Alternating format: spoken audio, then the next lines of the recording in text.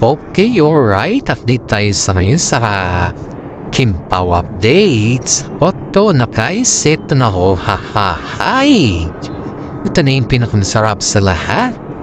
Habang nagpe-perform ng dalawa si Sage, ay may isang netizen po or may isa silang fans na talagang gusto nilang paghagin ng dalawa sa stage. At yun po ay ginawa naman ng dalawa guys, pero sa pilitan kasi nga isang fans po ang nagpahag sa kanilang dalawa. Pero ayon dito sa ating nakita at nasaksihan, si Paolo Avellino ay hiyang-hiya panuhinag ni si Kim Chu. Ano namang dahilan ni Paolo para hiyang-hiya panahihad si Kim Chu? Alam naman ng lahat na mayroon ng something sa kanila, which is pinatunayan nila sa isa't isa na may nag-uugnayan na talaga sa kanila. Pero even though pinatunayan na nila sa kanila guys, ay talagang pinipilit pa rin ni Paolo Avellino na hindi palata sa mga netizen or sa mga kasama niya. Dahil nga po, kinakantsawan siya sa mga ganyang galawan. Hindi lamang yan guys, ay alam naman din natin na paborito sila ng mga fans. Si Kim Chu guys ay napakabait niya. Talagang alagang-alaga si Paolo Avellino kay Kim Chu.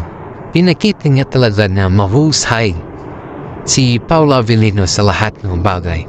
Pinakita niya talaga dun. At higit sa lahat ay talagang napabilib naman si Kim Chu sa kanya.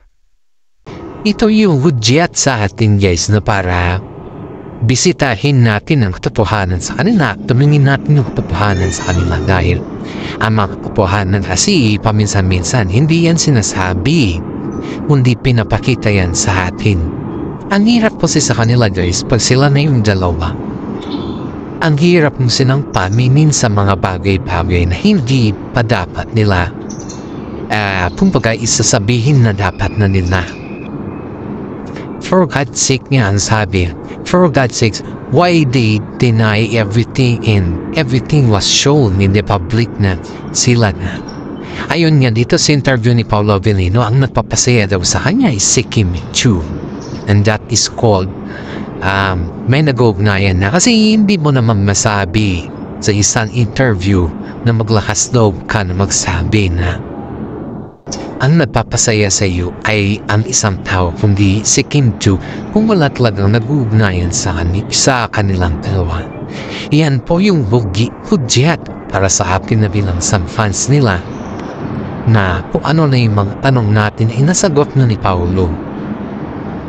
Kasi si Paolo po ay nadudulas ito sa lahat ng kanyang mga interview. Shout out po natin mga senior citizen dyan na talagang sumusubaybay sa atin at shout out din po tayo sa kanila kasi sila po yung talagang viewers natin.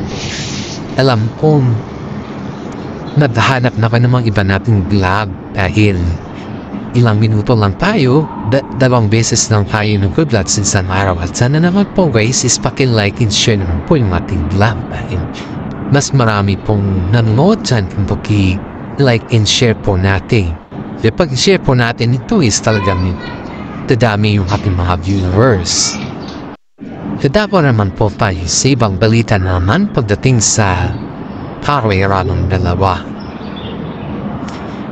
Ayon dito sa ating narinig sa loob ng showbiz guys, yung karera ng dalawa ay parang pinaghahatian daw. Ibig sabihin ay pinaghahatian ay ang mga iba punta sa Katden at mga iba punta sa Kimpaw. Kasi nga po hindi pa lumabas yung streaming na kanilang movie.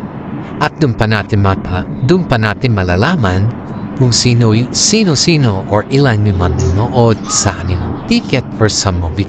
Of course guys kung i-observe natin ang lahat kung sino yung maraming ticket, yun po yung maraming nanonood. Kung sino maraming nabentang ticket, yun po talaga yung marami talaga. Pero kung yun ay binili mo lang on the spot lahat at wala naman nanood, konti lang ay counted pa rin yun na nanood sila kasi bumili ka ng ticket Ang grossing style kasi guys ay basis yan sa ticket. Kung ilan yung na-produce mo ticket.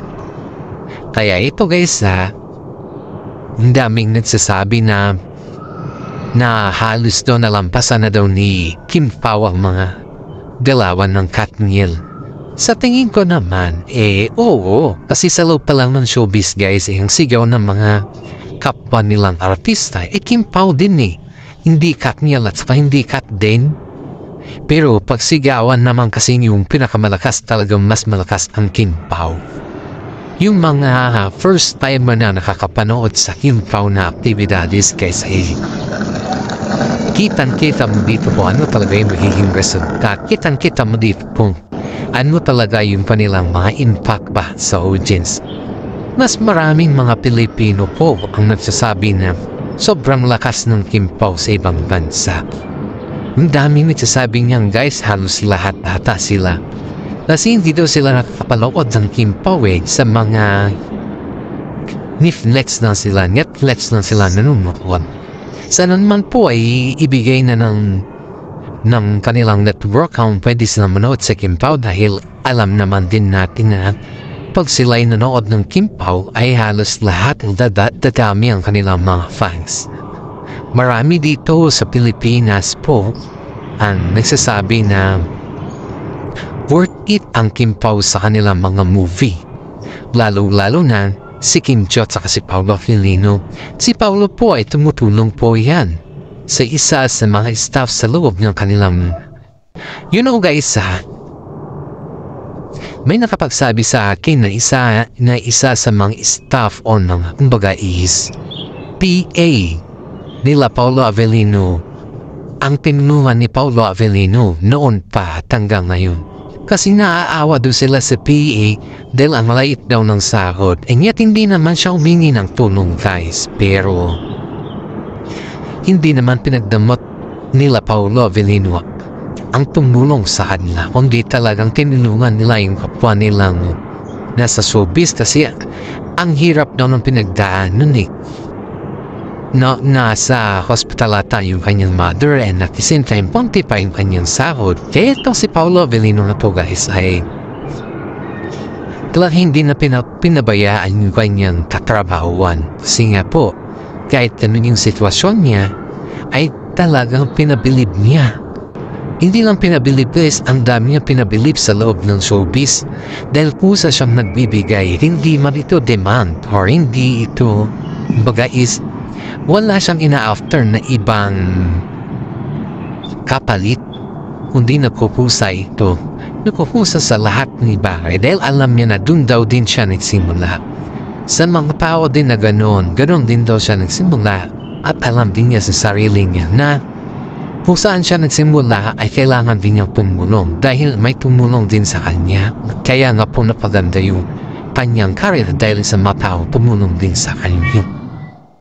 Alam niyo guys, si Paolo Avellino po ay may charisma siya or may mga something na parang maturity sa kanyang isip dahil hindi niya hinayaan yung kanyang staff na maghanap pa ng tulong sa mga iba. Kasi sipin mo siya na yung kusang pumulong siya na din yung isang mag-voluntaryo sa lahat. So, the sense guys na dito mo makikita na may pusong maman pa rin si Paolo Avellino kahit papaano.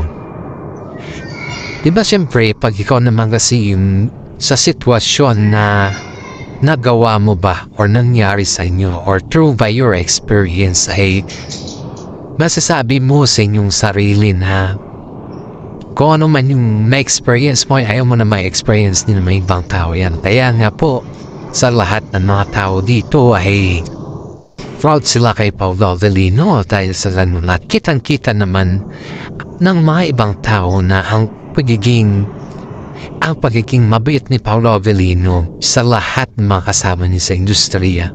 Ayan po yung napapatibay sa atin na tayo ay Pilipino pa rin. Si Pao po ay may dugong, may ibang lahi yan, may ibang dugo po yan. Hindi siya puro Pilipino pero he still like yung buong Pinoy ba dahil sa kanya mga charisma, Galina Netflix sa lahat hindi siya madamot guys, talang binibigay niya sa priority. Pina-priority niya tuloy yung mga tao na need ng tulong. Kaya maraming mga netizen po ang namangha sa kanya. At nabighani dahil bihira lang po yung gumagawa ng ganyan. Sa mga ibang artista guys, hindi nga po pinost ni Paolo Avellino na may tinulungan siyang ibang tao eh. Hindi nga pinost yun. Kundi guys ay isa siya sa mga tao na yung bang hindi niya pinapublic yung kanyang mga ginagawa even though ang daming nag-appreciate sa kanya. Nasasabi na napakabait niya. She just keep his performance na naging private pagdating sa tulong kasi nga pag yan kasi pinablik mo at may mga picture pa ang sabihin sa iyo is yung pinapublic mo yung pagtulong mo hindi bukal sa iyong lobian naman kasi guys ganyan naman kasi tayo eh. You know guys, yung mga karamihan niya dito is pag yung pinapublic mo yung patulong mo ba, sabihin sa'yo, hindi tama or dito yan, ba't kailangan mo pang ipublic ang pagpulong mo? Eh may mga tao naman nakakita sa iyo. Yan yung mga kataga na ayaw ni Paolo at iniiwasan nila yan. Dahil nga alam naman ni Paolo kung ano yung taktika sa showbiz. Kaya nga po niya ito binaliwala at hindi na pinicturan hindi niya man lang yung sinabi na siya itong tumutulong sa kanya mga staff dahil ayaw niya yung mga issues na ganun. Ang gusto niya yung silent lang. I mean, it's not a silent. I mean, it's a private. Ganyan po si Paolo. Ganyan po siya ka mag-handle sa mga taong tinutulungan niya. Ayaw niya talagang sinasabi sa publiko eh. Gusto niya talaga private. Para sa iyo lang po guys, magkaroon ng kalinawanan ng lahat. Kaya nga po maraming mga netizen po ang namangha sa kanya at nagustuhan ang kanyang ugali dahil sa mga pinapadama din niya at yun yung udyat sa atin na mahalin natin, tinangkap ka natin kahit may pera tayo sa ngayon and at the end po ay kung ano man yung iyong itinanim sa iyong kapwa, yan po din yung aanihin at the end of the day. Hindi naman po si Paolo yung nagsalita patungkol dito guys, kundi yung mga kasamahan nila dahil nakita nila na every time na may inaabot pala si Paolo kay ito sa staff nila hindi na po natin kailangan banggitin kung sino or ano yung pangalan ng staff guys kasi it's privacy naman masyado po. Respeto natin yung privacy para sa lanon hindi po naman natin ipagkakait yung sinasabi ng mga iba pero respeto ba? Kailangan natin respetuhin sila. At dito guys, si Paolo Avellino kasi nagbibigay siya at nag-aabot siya ng pasekreto. Pero one time kasi parang may napakita sa kanila sa loob din. Kasama din nila. Ang sabi nga ni Pa, wag na natin ilabas to. Kasi yan ay tulong ko at hindi naman yan kailangan na ilabas pa. Kasi kusa ko naman yan ang ginagawa. And of course, may mga tao din na nagsabi na kailangan mo na sabihin o ilabas yan para malaman din ng mga kasama natin at para matulungan daw. Ang purpose pala nito guys is yung para matulungan nila si staff na to. Para sa ganun ay dumami yung tumulong sa kanya. Yun yung purpose. Pero yung katunayan dito ay para sa ganun guys ay marami din yung usang tumulong kay ate yung sasama nila sa showbiz kasi staff na ito is staff ni Smooth. Kaya nga po kaya daw nila nilabas yun daw yung purpose ito kaya nila nilabas pero wala nang ibang purpose hindi yun lang. Kaya nga po marami mga netizen po ang namangha bakit nilabas sila ito sa ganun na purpose. Hindi po nila nilabas ito para sa yung sabihin na nagpapakitang gilas ng si Paolo Avellino at napapasikat para maragdagan yung kanyang mga views. Hindi po, wala pong ganun na stereo yung sa part ni Paolo Avellino. Kasi sabi nga ng mga management dapat daw na videohan nila dapat daw na-interview daw din si Paolo Avellino. Pero hindi guys, hindi nagpa-unlock si Paolo Avellino ng interview before guys before nung nalaman ng media na tumutulong si Paolo Avellino sa mga staff niya bahay. Kinonek nila yun sa kanyang interview at tinanong si Paolo Avellino, pero sagot lang ni Paolo Avellino dito guys ay hindi daw siya, kumbaga ayaw daw niya magsalita, ayaw niya magbanggit at ayaw niya magsalita about sa mga ganun terms. Kasi nga po, alam niya sa kanyang sarili na hindi naman karapat-dapat na sabihin yung mga ganun na bagay kasi sa itong private naman. Pakakaya naman dun sa taong tinulungan niya, baka sabihin niya na naghahanap siya ng mga views or naghahanap siya ng mga simpatya ba. And yet, kung sino daw yung gustong tumulong kay ate, open lang daw naman sa ate na tumanggap mo ano man meron dun kasi si ate talaga, yung kasama ni Paolo Avellino ay kailangan po ng tulong guys. Marami sa mga netizen po ang nagsasabi na dapat ay tulungan natin si ate, hindi lamang po si Paolo kasi nagawa nga ni Paolo na tumulong na private hindi public tayo pa kaya na medyo may anak na sa buhay. Yun po yung sinasabi ng mga ibang netizen dito guys na napapasalamat sila kay Paolo dahil nalaman nila yung nangyayari sa kanilang kasama. Di daw nila sukatakalain na ganun daw pala yung sitwasyon ni ate sa loob ng showbiz na may pinagdadaanan pala. Pero dahil kay Paolo, si Paolo daw yung tulay para malaman daw ng kasamaan ni Brooks dun sa loob ng showbiz. And at the same time po ay very proud si Kim Chiu dito dahil nalaman niya na ganun yung karakter ng kanyang boyfriend. Hindi daw niya sukatakalain na mapapabilib niya si Paolo sa ganun na parang. Kasi ang alam daw niya kay Paolo is hindi siya yung tumutulong sa pero in a public way pero hindi niya alam na in a privacy way din pala yung nagagawa sa kanila. Kaya marami dito ang napahangan niya talaga as in guys, pati yung mga kasama niya sa loob ng showbiz ay napahangan ni Paolo Avellino, lalong-lalo na si Ate Lakam. Nung nalaman ni Ate Lakam ito guys ay talagang nabighani siya sa kalambot ng puso ni Paolo Avellino. At hanggang dito na lang po yung ating YouTube channel. Sana naman magustuhan ninyo. Maraming salamat. Paki-like, share naman po yung ating YouTube channel. God bless po sa ating lahat.